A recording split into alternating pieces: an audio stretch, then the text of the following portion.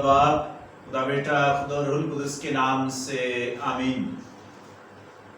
मसीह खुदावंद में मेरे अजीजों, मैं भाई KB असीर साहब का शुक्रिया अदा करता हूँ जिन्होंने खुदा के कलाम की खिदमत करने के लिए मुझे मौका दिया है।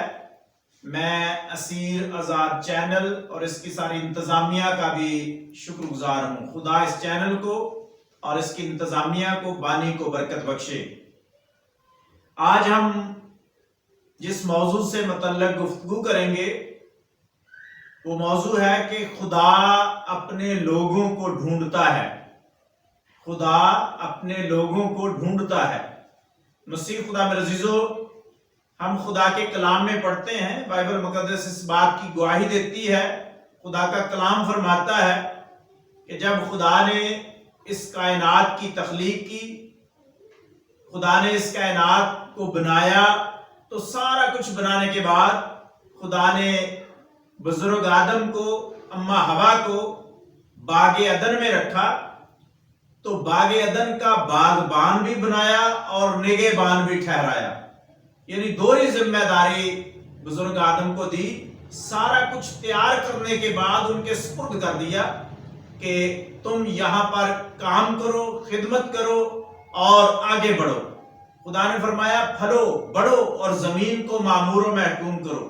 इसमें मेहनत करने का भी हुक्म है, इसमें खुदा की बरकत भी साथ साथ शामिल है। लेकिन इंसान अपनी उस मंजिलत पर जो खुदा ने उसे अता की थी, अजमत पर कायम ना रह सका। इंसान ने गुनाह किया और जब इंसान गुनाह करता है तो फिर छुपता फिरता है, फिर वो ऐसी जगह ढूंढता है जहां पर खुदा से छुप सके। लेकिन चूंकि खुदा खालिक है इस कायनात का, इसलिए खुदा से छुपना नामुमकिन है। तो जब इन दोनों इंसानों ने, बाबे आदम और अम्मा हवा ने नाफरमानी का गुनाह कर लिया, तो फिर अपने आप को छुपाते फिरते हैं, दरख्तों में छुपाते हैं। और खुदा जो कि अपने बंदे के साथ रफाकत रखने के लिए बागे अदन में आया करता था, उसी रूटीन के मुताबिक खुदा फिर आया और खुदा फिर आवाजें देता है, अपने बंदे को ढूंढता है। आदम, आदम तू कहां है? ऐ मेरे बंदे तू कहां है? मैं तुझसे मिलने के लिए आया हूं, मैं तुझे ढूंढ रहा हूं, तू कहां छुप गया है? मेरे सामने आ, मैं तुझसे मिलना चाहता हूं। तो खुदा के बंदे ने फरमाया मैं छुप गया हूं, मैं छुपा हुआ हूं, उसकी वजह यह है कि मैं नंगा हूं। हालांकि उन्होंने अपने आप को अंजीर के पत्तों से छुपा लिया था, लेकिन इसके बावजूद वो महसूस करते हैं कि हम नंगे हैं।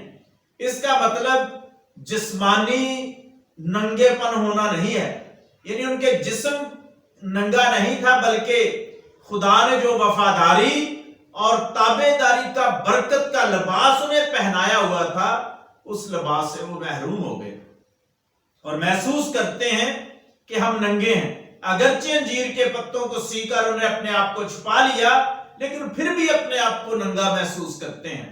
फिर भी ये महसूस करते हैं कि खुदा हमारे नंगेपन को देख ना ले, खुदा कहीं पहचान ना ले कि हम वो नाफरमानी का गुनाह कर चुके हैं जिससे खुदा ने मना किया था। तो मौजू है कि खुदा ढूंढता है। खुदा ढूंढते ढूंढते अपने बंदे के पास पहुंचा और उसके साथ फिर मुलाकात की। फिर हम देखते हैं कि खुदा ने कायन से पूछा हाबील कहां है? हाबील से मतलब खुदा परेशान है। खुदा हाबील को ढूंढना चाहता है और उसके भाई कायन से खुदा पूछता है कि तेरा भाई हाबील कहां है? तो उसने कहा जी मैं उसका निगहबान नहीं हूं, मुझे नहीं पता वो कहां है। तो खुदा कहता है हाबील के खून की आवाज मुझे जमीन से पुकारती है, उसका खून मुझे आवाज देता है और उसका खून मुझे पुकारता है। तो मसीह खुदा मेरे अजीजों, यहां भी हम देखते हैं कि खुदा हाबील को ढूंढते ढूंढते कायन के पास पहुंचा। हम अगर हिजकिय्याह नबी के सहीफा को पढ़ें, उसके 34 बाब को, उसमें लिखा है کہ خدا کہتا ہے میں آپ ہی اپنی بھیڑوں کی تلاش کروں گا، میں آپ ہی اپنی بھیڑوں کی تلاش کروں گا۔ یعنی جو بھیڑیں خدا کو چھوڑ کر، مالک کو چھوڑ کر، اپنے چرواہے کو چھوڑ کر دور چلی جاتی ہیں، خدا ایسی بھیڑوں کو ڈھونڈنے کے لیے، تلاش کرنے کے لیے خود جاتا ہے۔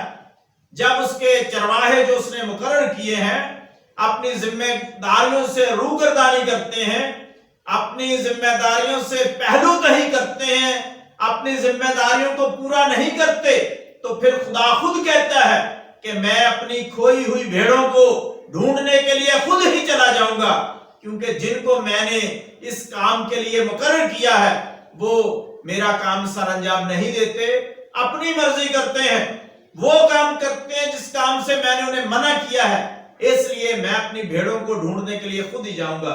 اور پھر خدا کہتا ہے میں گمشدہ کی تلاش کروں گا، میں گمشدہ کو ڈھونڈ لوں گا، اور جو گم ہو چکا ہے میں جاؤں گا اسے واپس لے کر اپنے گھر میں آؤں گا۔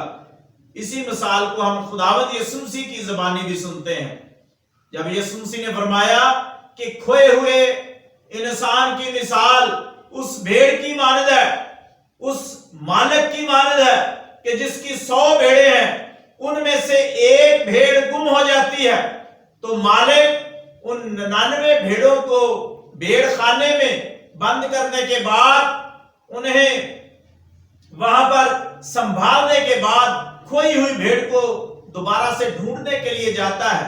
جب وہ مل جاتی ہے تو پھر اسے اپنے کندھے پر اٹھاتا ہے اور اٹھا کر گھر میں واپس آتا ہے اور اپنے دوستوں کے ساتھ مل کر خوشی مناتا ہے اور کہتا ہے کہ میری کھوئی ہوئی بھیڑ مجھے مل گئی ہے۔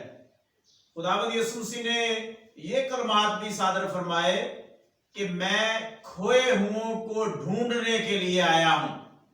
تو مسیح خدا میرے عزیزو، خدا خوش ہوتا ہے جب کھوئے ہوئے مل جاتے ہیں، گم شدہ واپس اپنے گھر کی طرف، اپنے مالک کی طرف، اپنے خدا کی طرف آتے ہیں تو خدا خوشی مناتا ہے۔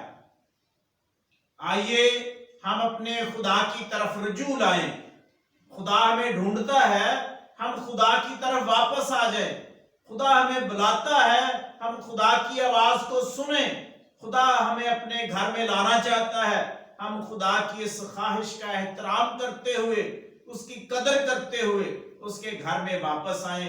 خدا ہمیں ڈھونڈنے کے لیے جاتا ہے۔